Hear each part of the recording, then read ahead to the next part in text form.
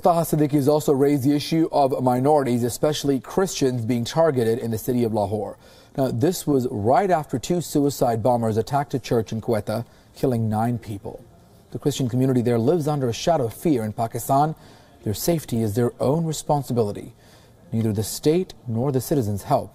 In this next report filed by Taha Siddiqui, he explores that angle of the story.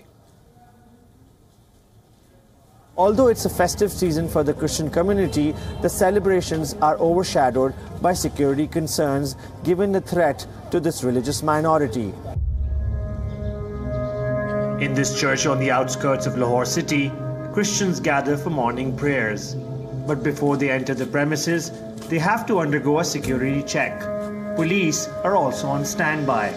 Some, however, feel that there is no future for religious minorities in Pakistan, and it is best to leave the country.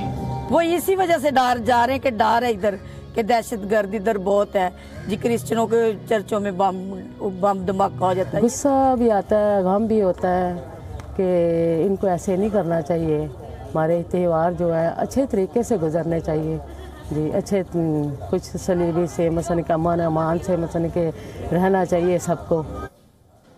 In this next report filed by Taha back in April of last year, this was the case of Indian national Uzma which came to light.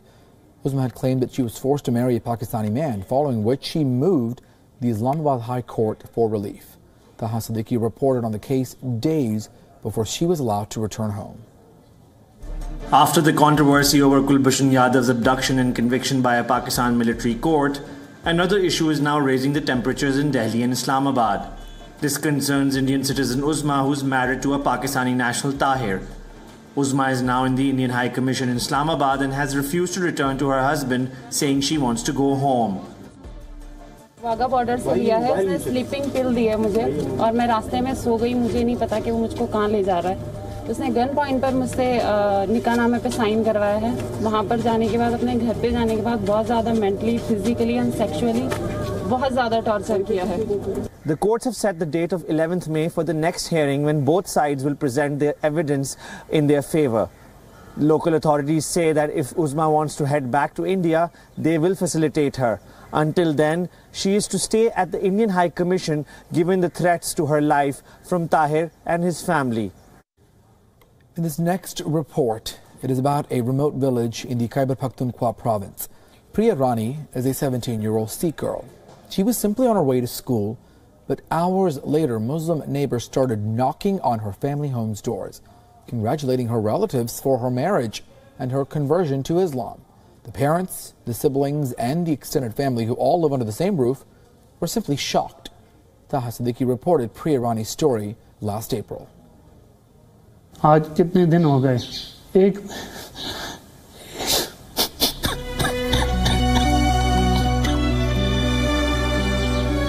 A man let down by his own country. For 8 days now, Mahinder Lal has been waiting for his 17-year-old niece. Priya Rani was abducted on her way to school.